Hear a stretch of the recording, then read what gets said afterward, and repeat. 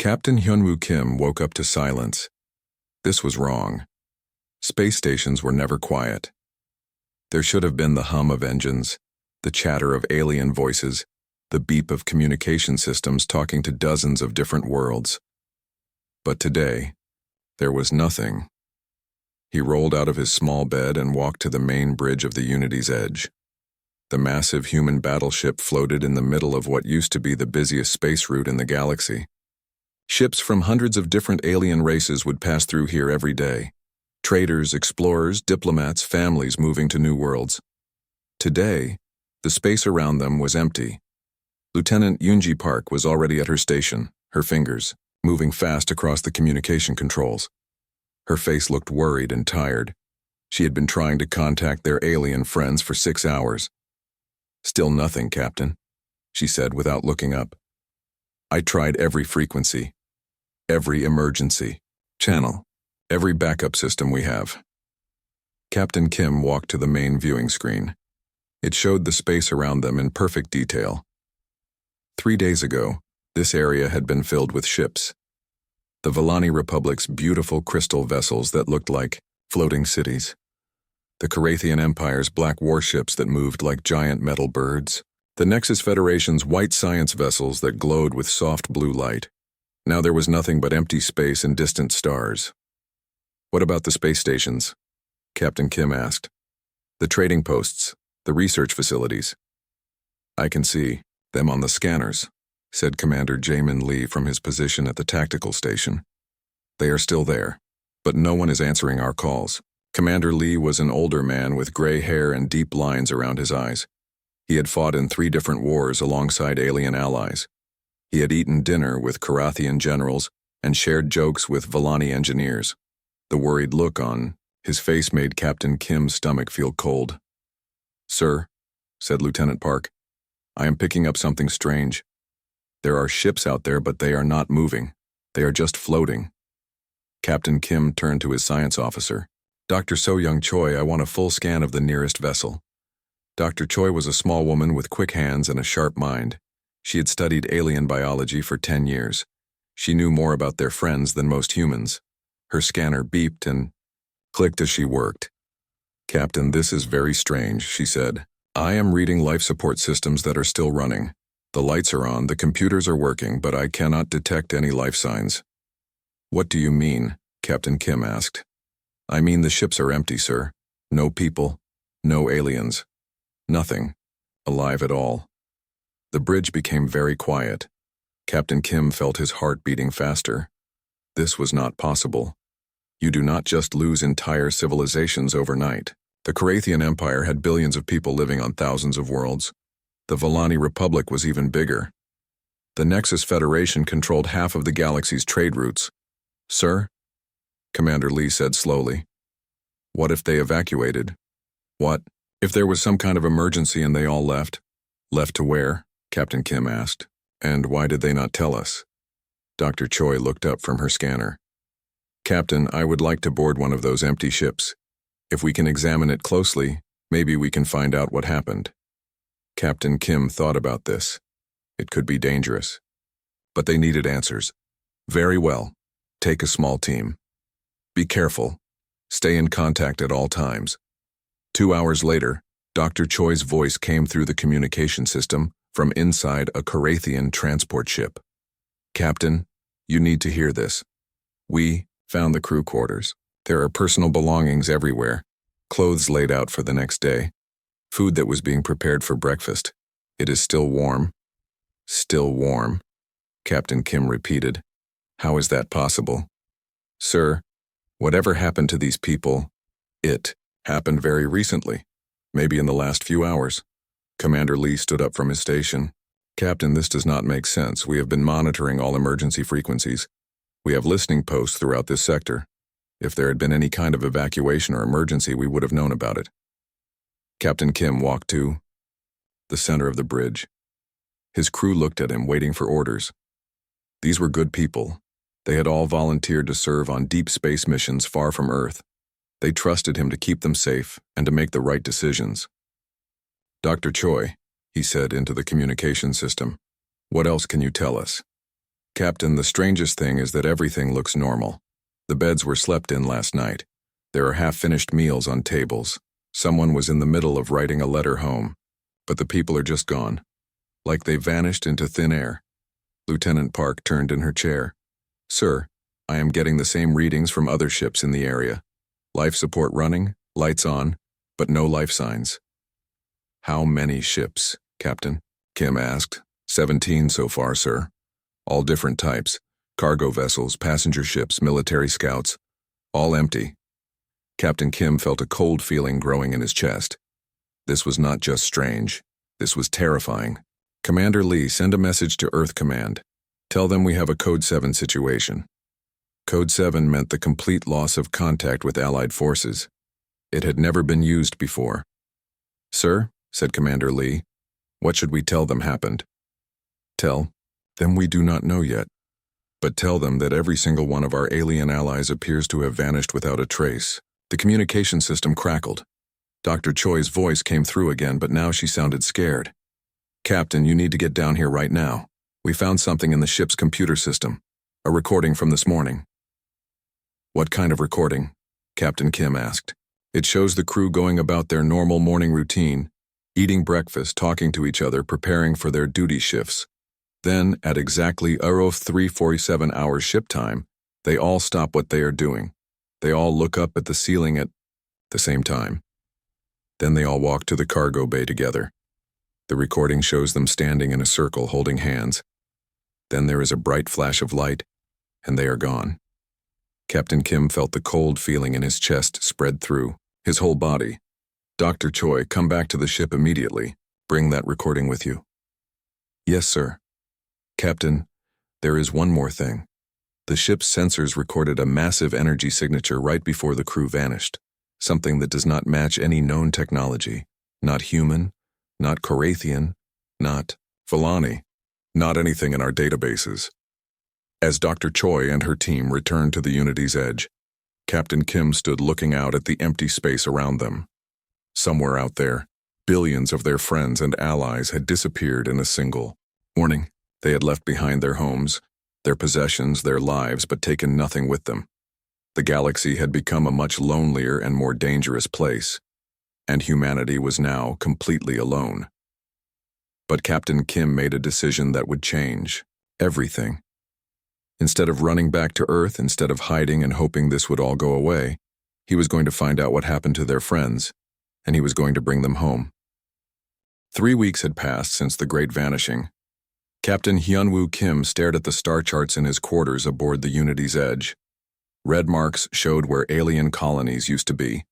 Now those marks looked like wounds on the galaxy map. Commander Tae-Hyun-Yu was leading the stealth ship Resilient Dawn through the nebula of whispers. This place used to be full of Volani crystal cities that floated like jewels among the colorful gas clouds. Now the cities were dark and empty. Captain Kim, Yu's voice came through the communication system. We found something strange here. You need to see this. The main screen showed what Yu's team was looking at. Floating in space were huge black structures that looked like giant crystals. But these crystals seemed to move and change shape like living things. They were bigger than space stations and darker than the space around them. Those are not Volani, said Lieutenant Yoonji Park from her station. I have never seen anything like them. Dr. So Young Choi studied her instruments with growing worry. Captain, the energy readings from those structures are incredible. They are producing more power than our biggest fusion reactors. And they are made of materials that do not exist in any of our databases. Pilot Officer Min-Ah Song was flying a small shuttle near one of the black structures. Her voice came through, the speakers with excitement and fear mixed together. Movement detected inside the structure. The walls are shifting. It is like the whole thing is alive. Commander Yu had taken a team inside one of the structures. His report made everyone on the Unity's edge feel cold inside. Captain, we found Volani belongings scattered everywhere. Family pictures, children's toys, personal clothing. But everything looks like it was dropped suddenly. Like people just vanished in the middle of doing normal things. Any sign of the Volani themselves? Captain Kim asked. No, sir. But we found machines everywhere. strange devices that look like they were built to extract something from living beings, not their bodies, but something else. Engineering specialist Do-hyun Shin was examining one of the alien machines. His voice was shaking when he spoke. "Captain, these devices are designed to pull something out of intelligent minds. Not memories exactly, but what makes someone who they are, their personality, their culture, their way of thinking. I have never seen technology like this." Captain Kim felt sick to his stomach. Their friends had not just disappeared. They had been harvested by something that fed on the essence of intelligent life. On Earth, Admiral Young-suk Nam was coordinating humanity's response from Luna Command. When she received Captain Kim's report, she immediately called together Earth's best scientists and military leaders. Dr. Hae-won Young was a quantum physicist who studied the strange laws that governed reality itself. After reading all the reports from the exploration teams, she made a discovery that terrified everyone. "Admiral," she said during the emergency meeting, "I believe our allies were taken by entities that exist partially outside our normal dimension. They live in the spaces between realities and feed on the unique essence of intelligent civilizations." "How is that possible?" Admiral Nam asked. "Every world where our allies lived contained ancient ruins, stone circles, pyramid complexes, structures built by some very old civilization that we never fully understood. I think these ruins serve as anchor points that allow the entities to enter our reality." The meeting room became silent. Then Admiral Nam asked the question that everyone was thinking. "Does Earth have these ancient ruins?" Dr. Jung nodded slowly. "Yes, we have many of them. Stonehenge, the pyramids, temple complexes all over the world. Earth is not just next on their list. Based on the number of anchor points, we are probably their primary target." Admiral Nam stood up and walked to the large window that showed Earth spinning slowly below. The blue and green planet looked so peaceful and safe. But now she knew that ancient enemies were probably already watching it. "We are not going to run," she announced to the room. "We are going to fight back, and we are going to save our friends." Captain Kim received new orders the next day. Humanity was no longer just exploring. They were going to war against enemies that existed beyond normal space and time. But first, they needed to understand what they were fighting. Dr. Choi's team made another discovery that changed everything. Deep inside the black structures, they found chambers filled with what looked like liquid light. When they analyzed it, they realized it was concentrated essence from thousands of different alien species. "It is like a library of souls," Dr. Choi reported. "Every species that ever existed is represented here. The entities have been collecting intelligent life for millions of years." Commander Lee studied the tactical implications. If these entities have been doing this for millions of years, they must be incredibly powerful. How do we fight something like that? Captain Kim looked at his crew. These were good people who had volunteered to explore the dangerous unknown regions of space. They had families back on Earth. They deserved to know what they were facing. "We fight them the same way humans have always fought impossible odds," he said. "We refuse to give up. We find a way. And we never abandon our friends." The Unity's Edge and her sister ships began the long journey toward the heart of the galaxy, where the quantum disturbances were strongest. Somewhere in that direction, their alien friends were trapped and slowly dying. And somewhere in that direction, ancient enemies were preparing for humanity's arrival. But humanity was no longer the same species that had first reached for the stars. They had learned from their alien friends. They had grown stronger through cooperation and friendship. And now they were going to show the universe what happened when you threatened the people they cared about. 6 months had passed since the vanishing. Humanity looked completely different now. Gone were the days of depending on alien technology and alien wisdom. In shipyards around Earth and Luna, humans were building vessels that had never been seen. Before Captain Sang-ho Park stood on the bridge of the battleship Defiance. The ship was huge, bigger than anything humans had built before. Its hull was made from metals that humans had learned to forge in the zero-gravity factories around Jupiter. Its weapons were powered by fusion reactors that burned hotter than small stars. "The entities think they know us," Captain Park told his crew before their first mission. They have studied thousands of different species over millions of years, but they have never encountered humanity before. They do not understand our greatest strength. "What is our greatest strength, sir?" asked his tactical officer. "We never give up. No matter how bad things get, no matter how impossible the odds, humans keep fighting." Major Kyungmi Bae was leading the first attack squadron against a harvester vessel near the ruins of the Karathian homeworld. Her fighters were equipped with weapons that worked on principles the entities could not understand. Instead of just using energy or explosives, these weapons used human emotions converted into physical force. When Major Bae fired her weapons, they carried the determination of every human who had ever refused to quit when things looked hopeless. They carried the anger of people who had lost their friends to an enemy they could not see. They carried the love of families who would never abandon each other. The harvester vessel was struck by these emotion-based weapons and actually took damage. For the first time in millions of years, the entities felt something they had almost forgotten: pain. "Target is wounded," Major Bae reported back to the fleet. "The harvester is retreating. When we hurt one of them, the others became frightened and ran away." This news spread through the human fleet like electricity. The entities could be hurt. They could be frightened. They were not invincible. The real breakthrough came from an unexpected source. Professor Gildong Choi was not a soldier or a scientist. He was a teacher who studied ancient human stories and mythology. While everyone else was building weapons and planning battles, he was reading old books and legends. "Every human culture has stories about monsters from beyond the stars," he told the War Council.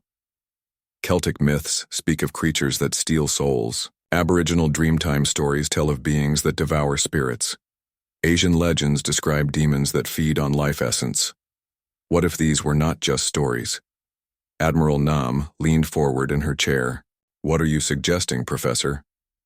"What if these were historical records? What if our ancestors fought these entities before and won? What if the ancient ruins on Earth are not gateways for the entities to enter our reality, but prisons built to keep them trapped?" This revelation changed everything. The mysterious stone circles, pyramid complexes, and temple ruins found all over Earth were not built by primitive humans who barely understood fire. They were constructed by an advanced human civilization that had fought and defeated these entities thousands of years ago. "Our ancestors were warriors," Professor Choi continued.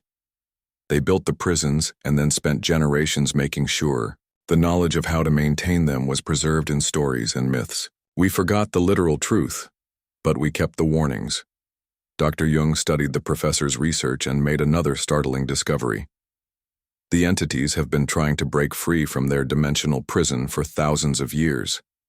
Every time, they found a way to create small openings. They used them to harvest a few civilizations, but they could never fully enter our reality because of the ancient human locks. Commander In-Soo Kim was exploring the ruins of Nexus Federation space when he made a discovery that changed the entire war. While scanning for survivors, he picked up faint energy signatures coming from somewhere that was not quite in normal space. "Captain," he reported to the fleet, "I am detecting what might be our missing allies. The signals are very weak, but they are definitely there. They are trapped in some kind of pocket dimension, slowly having their essence drained away." "Are you saying they are still alive?" Captain Kim asked. "Yes, sir. Faint but alive. And if I am reading these instruments correctly, they are trying to resist. Even while being harvested, they are still fighting back." This news electrified the human fleet. Their friends were not dead. They were prisoners, and they were still fighting for their lives. Captain Kim made a decision that would either save everyone or doom humanity forever. "We are going to mount a rescue mission into whatever dimension the entities are using to hold our friends." "Sir," said Commander Lee, "we have no idea what conditions are like in that space. We might be flying into a trap." "Maybe," Captain Kim replied, "but we are not going to abandon our friends. Humanity does not leave people behind." Engineering. Teams across the fleet began working on modifications that would allow human ships to breach the barriers between dimensions. They combined ancient human knowledge decoded from myths and legends with cutting-edge quantum physics. The result was technology that should not have been possible, devices that could punch holes in reality itself. weapons that could damage entities that barely existed in normal space, shields that could protect human minds from having their essence drained. The mathematics should not work, Dr. Jung admitted to Admiral Nam. But somehow, when we combine the ancient human techniques with modern science, we get results that surpass anything either approach could achieve alone. Why do you think that is? Admiral Nam asked. Because our ancestors were not primitive. They were us, but with different tools.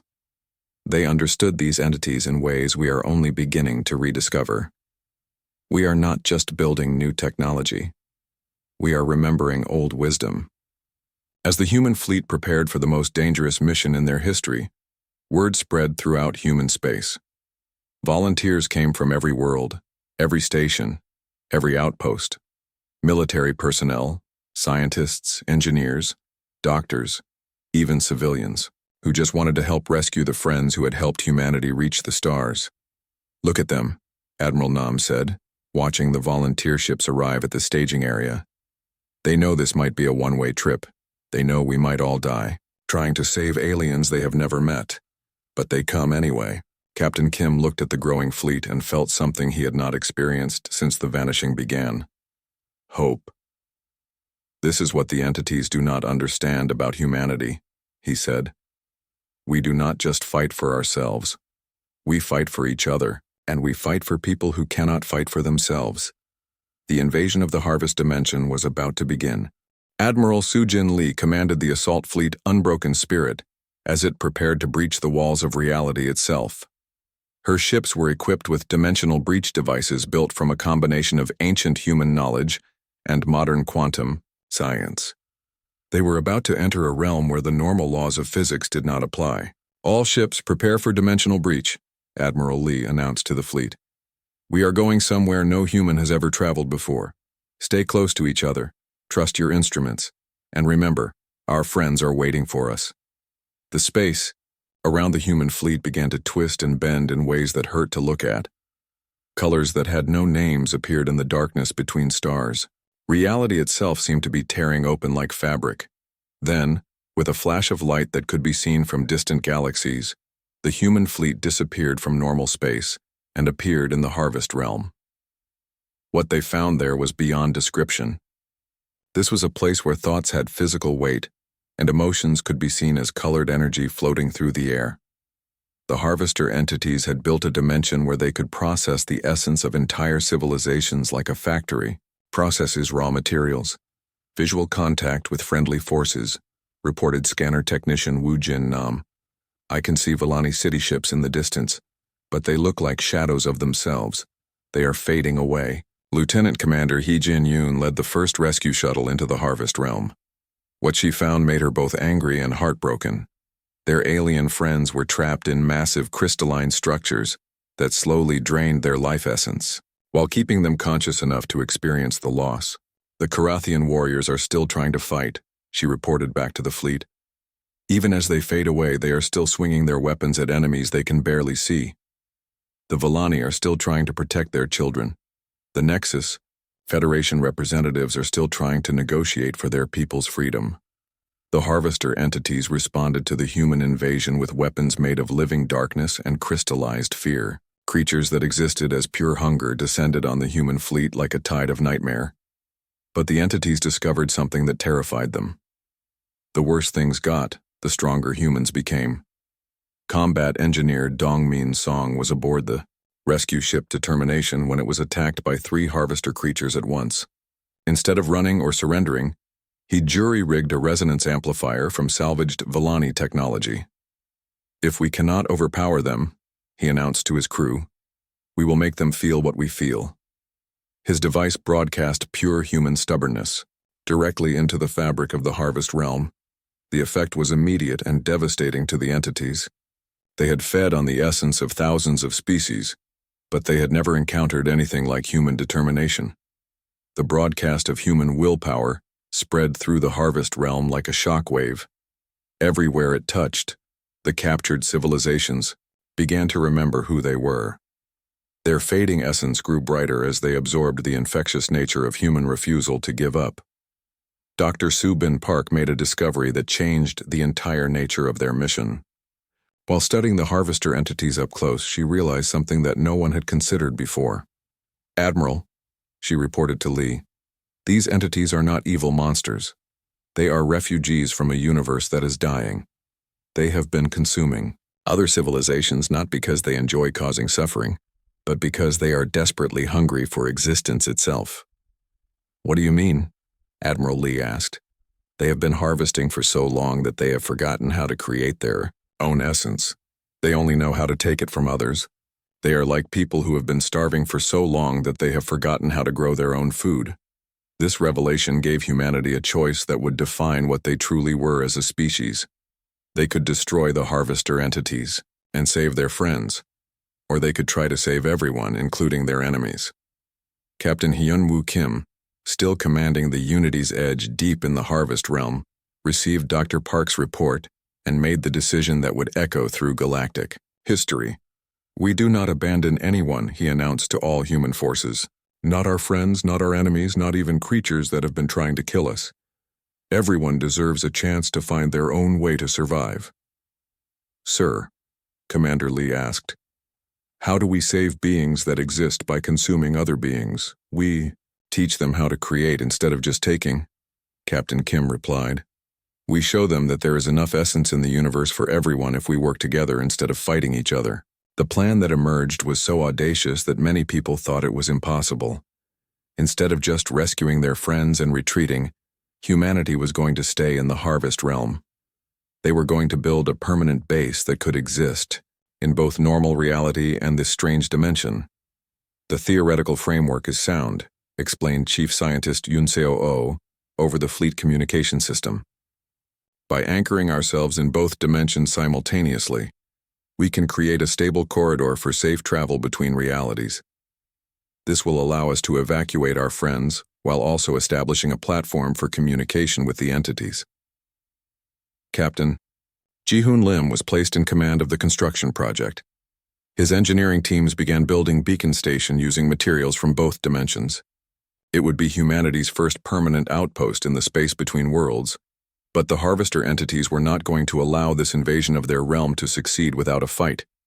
Ancient beings that had consumed entire galactic clusters began converging on the human position. These were entities so old and powerful that they remembered feeding on the first intelligent species to evolve in the universe. "Massive energy signatures approaching," reported the fleet's sensor operators. "Multiple harvester entities, larger than anything we have encountered before." The final battle for the Harvest Realm was about to begin. The space around Beacon Station filled with creatures of living shadow and crystallized hunger. The harvester entities had called upon their most ancient and powerful members to destroy the human invasion. These were beings that had existed since the dawn of intelligence in the universe. Colonel Dae-jung Park commanded the defense of Beacon Station with a force unlike anything the galaxy had ever seen before. Human soldiers fought alongside rescued Carathian warriors whose battle spirit had been reignited by human example. Villani engineers contributed their advanced technology, enhanced by human creativity and determination. Nexus Federation coordinators provided strategic planning sharpened by human adaptability. "Look at how they fight together now," observed xenopsychologist Ye-jin Choi from the station's command center. "We did not just rescue our friends, we reminded them why they chose to become allies in the first place." The battle raged across multiple dimensions at once. Human ships equipped with emotion-based weapons fought creatures that existed as pure hunger. Rescued alien civilians worked alongside human engineers to keep Beacon Station's dimensional anchors stable, while reality itself twisted and bent around them. Major Bay led squadron after squadron of fighters against harvester entities that were older than most stars. Her pilots discovered that their greatest advantage was not their technology or their tactics. It was their absolute refusal to believe that any situation was hopeless. "Phoenix Squadron, this is Phoenix Lead," she announced during one of the most desperate moments of the battle. "I know things look bad. I know we are outnumbered and outgunned. But remember what makes us human. We do not quit, we do not give up, and we do not abandon our friends." Her squadron's response was immediate and fierce. They flew their ships into impossible situations and emerged victorious through sheer determination and creative thinking. But the tide of battle turned when the Harvester Prime itself appeared. This was not just another entity. This was the original creature that had begun consuming civilizations millions of years ago. It was pure hunger given form, a void in the shape of intelligence that had devoured more life than existed in most galaxies. The Harvester Prime was so ancient and powerful that its mere presence began to drain the essence from everything around it. Human ships lost power. Rescued aliens began to fade again. Even the dimensional anchors keeping beacon stations stable started to weaken. All ships, fall back to minimum safe distance. Admiral Lee ordered, "Do not engage the Harvester Prime directly. We need a new plan." But Captain Hyunwoo Kim had an idea that was either brilliant or completely insane. Instead of trying to fight the Harvester Prime, he was going to talk to it. "Unity's edge to all ships," he announced. "I am going to attempt direct communication with the Harvester Prime. Do not interfere unless I give the order." "Sir," Commander Lee protested, "that thing has consumed the essence of billions of civilizations. It is not going to listen to reason." "Maybe not," Captain Kim replied. "But it has also absorbed the memories and experiences of every species it has ever encountered. Somewhere inside that creature are the voices of every intelligent being it has consumed, including some who might want to help us." Captain Kim took the Unity's edge directly toward the Harvester Prime. As his ship approached the ancient entity, he began to feel the pull of its hunger. His crew started to look pale and weak as their life essence began to be drained. But instead of fighting or fleeing, Captain Kim did something that no being had done in millions of years. He opened a communication channel and spoke directly to the Harvester Prime. "I know what you are," he said. "You are hungry. You have been hungry for so long that you have forgotten what it feels like to be satisfied. You consume other beings because you think it is the only way to continue existing." The Harvester Prime responded with waves of pure hunger and need that nearly overwhelmed the Unity's edge. But Captain Kim continued speaking. "You are wrong. There is another way. We can teach you how to create essence instead of just taking it from others. We can show you how to build instead of just consuming." For the first time in millions of years, the Harvester Prime paused its attack. The ancient creature had absorbed the memories of countless civilizations, but it had never encountered an offer of help from potential prey. "Look at what we have accomplished here," Captain Kim continued, gesturing toward Beacon Station where humans and aliens were working together to build something new. "We are creating essence through cooperation. We are making ourselves stronger by making each other stronger." The Harvester Prime had spent so long consuming that it had forgotten its own origins. But somewhere deep in its vast consciousness, the voices of the billions of beings it had absorbed began to whisper. They spoke of love, of friendship, of the joy that came from creating rather than destroying. Slowly, carefully, the Harvester Prime began to remember what it had been before. Hunger had consumed its original nature. It remembered when it had been a young species that created beautiful things instead of taking them from others. "Help us," Captain Kim said simply. "Help us save everyone. Help us create a galaxy where no one has to be hungry." The ancient entity made a decision that would change the universe forever. Instead of destroying the human fleet, it chose to join them. 1 year after the Great Vanishing, the galaxy was transformed beyond recognition. What had begun as a rescue mission had become the greatest cooperative project in galactic history. Former enemies worked alongside old friends to build something unprecedented. Admiral Hyunwoo Kim now held the title of Interdimensional Ambassador. He worked from Unity Station, a massive structure that existed simultaneously in normal space and the Harvest Realm. The station served as headquarters for the Restoration Alliance, an organization dedicated to bringing back civilizations that had been lost to the Harvesters over millions of years. "Daily progress report," Ambassador Kim requested as he entered the main conference room. Commander Seo Hyun Choi, who had been promoted to lead the Restoration Corps, stood before a holographic display showing the galaxy. Thousands of points of light marked worlds where extinct civilizations were being brought back to life. "The Valthani Republic reconstruction is ahead of schedule," she reported. We have successfully restored 70% of their population from the harvest matrices. The Carathian Empire is at 65% restoration. The Nexus Federation has exceeded our expectations at 80%. The being formerly known as the Harvester Prime now called itself the Guardian of Memory. Through its vast consciousness, which contained the essence of every civilization it had ever consumed, it helped restore not just individual beings, but entire cultures, languages, and ways of life that everyone had thought were lost forever. The process becomes easier with each restoration. The Guardian of Memory communicated through the station's quantum interface. As we bring back more civilizations, they help us understand how to restore the others. It is a cascade of renewal. Philosopher-engineer Junho Song was documenting the cultural implications of the restoration project. The irony is beautiful, he noted during a meeting with the Cultural Exchange Committee. Humanity spent centuries learning from our alien allies. When they vanished, we discovered that we had internalized their greatest lessons. We became stronger by carrying their wisdom within ourselves. The new galactic civilization that was emerging looked nothing like what had existed before. Instead of separate species competing for resources, the Restoration Alliance had created a model for existence based on cooperation and mutual support. Captain Minjun Yang commanded the exploration vessel Tomorrow's Promise on a mission to the Galactic Rim. His reports showed that the restoration effect was spreading far beyond their direct intervention. We are receiving signals from civilizations that have been extinct for thousands of years, he reported during his weekly communication with Unity Station.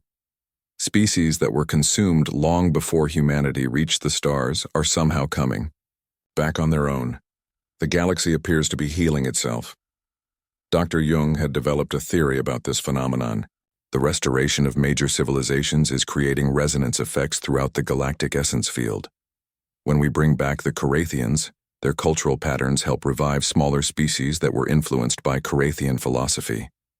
When we restore the Villani, their technological innovations awaken dormant knowledge in species that had learned from them. But perhaps the most remarkable transformation was in humanity itself. The species that had once been known for their stubbornness and refusal to give up had become the galaxy's specialists in hope and restoration. Ambassador Kim often stood on Unity Station's observation deck, watching ships from dozens of restored civilizations working together on projects that would benefit everyone. Human children played alongside young aliens in the station's gardens, learning languages and customs from species that had almost been lost forever. The allies never really vanished, he reflected during one of these quiet moments. They were just waiting for someone to become strong enough to bring them home. The Guardian of Memory had shared something profound with the Alliance leadership. In all its millions of years of existence, consuming countless civilizations across the universe, it had never encountered anything like humanity's response to loss. Most species, when faced with the disappearance of their allies, either fled in terror or sought revenge, the Guardian explained. Humans did neither. They mourned their loss, but then they asked a different question.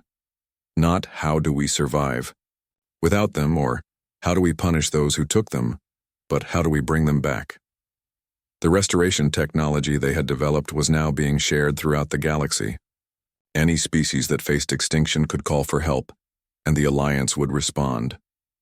The Harvest Realm had been transformed from a place of consumption into a sanctuary where endangered cultures could be preserved until conditions allowed for their restoration.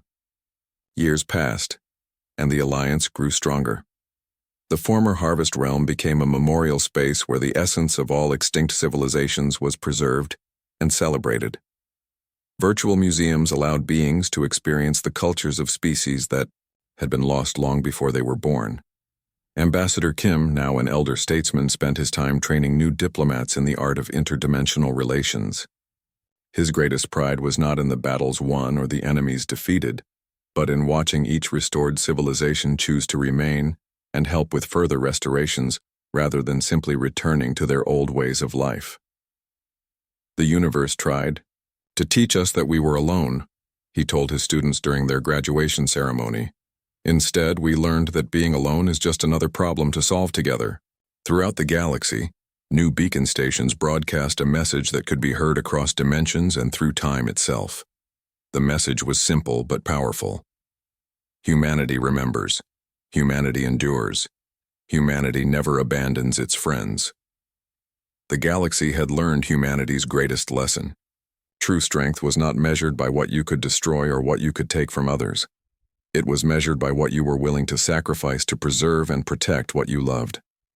And in the deepest parts of space, where new civilizations were just beginning to develop intelligence, they would sometimes hear whispers in their dreams.